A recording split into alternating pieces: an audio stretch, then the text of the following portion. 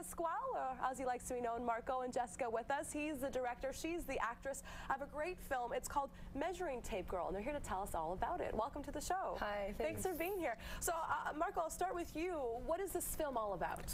Well, Measuring Tape Girl is sort of an examination of self-doubt, which sounds like a strange topic for a film. But basically, it's about overcoming the issues that you have internally and finding a way to overcome them. So it's one character who's sort of afraid to interact with other people, so instead of interacting with other people, she has a blog, a video blog, and she basically, instead of being able to interact with people one-on-one, she video blogs her feelings. Very interesting topic. A lot of things that I would relate to our current social situations. Think about how often we're using internet and media as forms of communication. However, I think of Measuring Tape Girl, I think of an actual measuring tape of perhaps a weight issue. Is that putting a play in this at all? Yeah, the whole thing is centered around self-doubt. In fact, the character's one of her main lines is she thinks self-doubt is one of her superpowers. So it is about self-image issues and overcoming them, but the main problem is self-image issues is what keeps you from being able to interact with other people. So overcoming that is a big part of this. Now, Jessica, who's sitting with us right now, seems to be a very confident woman. Was it difficult for you to portray this role? Perhaps that's helped my confidence in a way, because I mean, it really highlights these issues, and it's another way of dealing with them. I mean, I definitely, in ways, I've felt insecure in my life, and I know I've come up with different ways of dealing with such, but I am very fortunate that I'm from a great family who has given me confidence and strength. But I definitely can relate, as most women can, believe me. I was just going to say, as a female, there's that constant little bit of doubt in the back of our minds. No matter how good you look that day, no matter how good you feel, there's something making you doubt yourself. I don't know what it is. Is it the media? Is it, what is it? When you wake up in the morning and you don't look the same as you do on TV. No, it's just basically, until you realize sometimes even what people are doing, it's the competitive nature of people.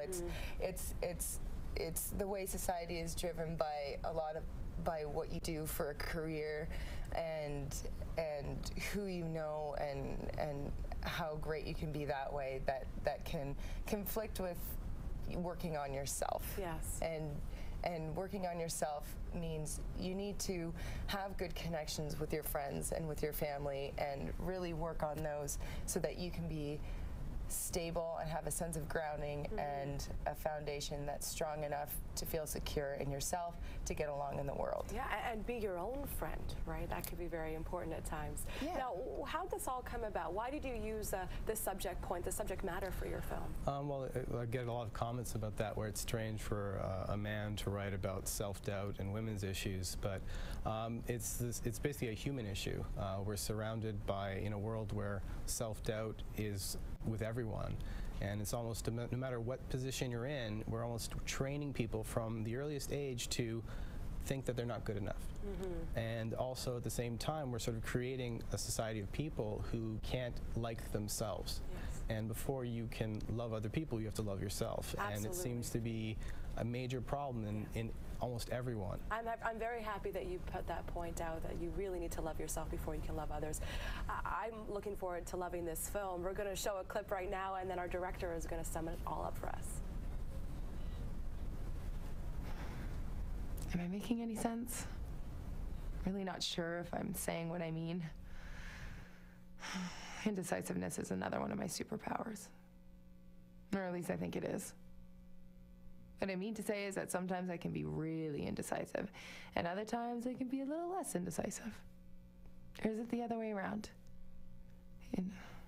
Indecisiveness of the fact that she's indecisive. Very cute.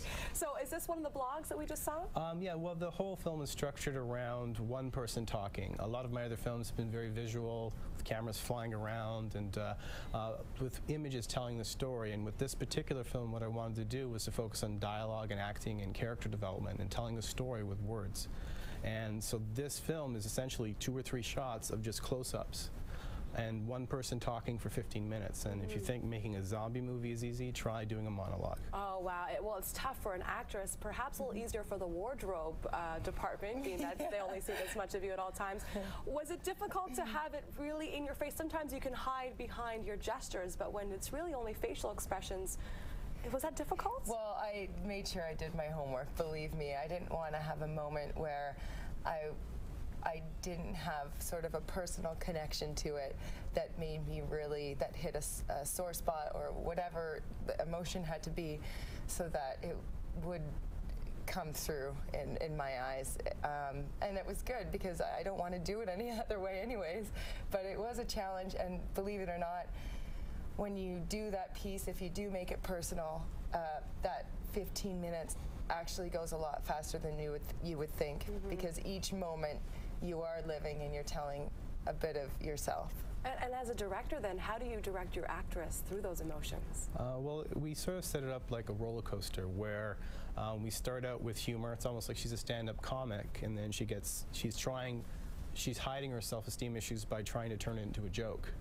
And she says things like, you know, self-doubt is one of my superpowers, things like that. And, you know, she takes you up, up, up, and then she gets very sad. And then she takes you back up with jokes to hide that she's sad, and then back down again and back up. And then there's one final fall at the end where she basically accepts the fact that she's allowed to be happy. So it sort of takes you through an arc, and knowing where the turns were was what made it possible to, you know, get through it, because we knew we took people up to bring them down to back up. And to do that with words is what made it happen, because there's nowhere to hide. It's one shot. We can't cut to the other person or, you know, hide. It's one person talking. And that's all. And many of us use humor to hide our emotions. Do you find that this film will translate not only to women but also to men? I was surprised, actually, at the amount of men that have responded and talked to me about it, because it comes from me. It is about men and women, and really, originally it was maybe going to be, you know, just a man talking, but I knew that it may not be taken in the same way as, you know, issues that, you know, a little too far. But a lot of men have talked to me about it, and okay, not publicly, but, you know, privately, they said, well, thanks for talking about this, because there's self-doubt issues that we have, and we can't voice them in the same way. It's not acceptable to have self-doubt. So what was I saying before I interrupted myself? Oh yeah, I was saying how sometimes I'm a bit of an emotional basket case, and it prevents me from clearly expressing my thoughts and ideas. That I'm pretty sure of. And how has this viral media really helped the spread of this film?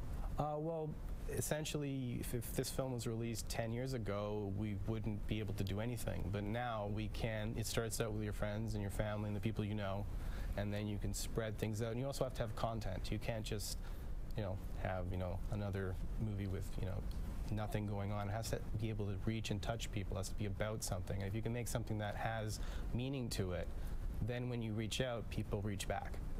So I found that just simple, tiny little marketing, you know, leave little, you know, nuggets for people to find online, and they will get there, because what we're doing is different.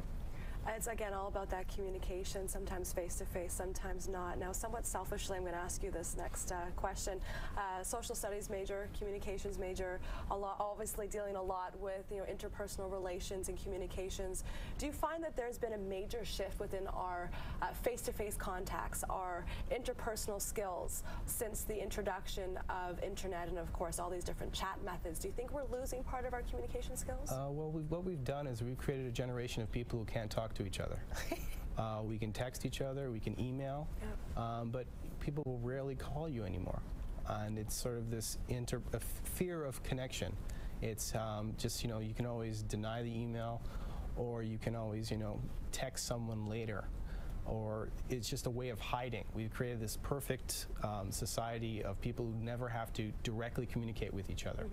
What is it about? Is it the eye contact? Is it our body language? What are we so afraid of? I'm not sure what we're afraid of, but what we're doing is we're creating a bigger problem, because you can send someone an email or a text message and they can read it wrong.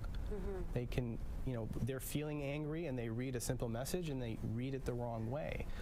So without looking at you and seeing your body language or hearing the tone of your voice, things can be really misunderstood. Any advice to any young filmmakers watching today? You have to just make films and tell stories that are important to you, and then the audience will find you. A wonderful story that you wrote and directed, A Measuring Tape Girl. Go check it out online.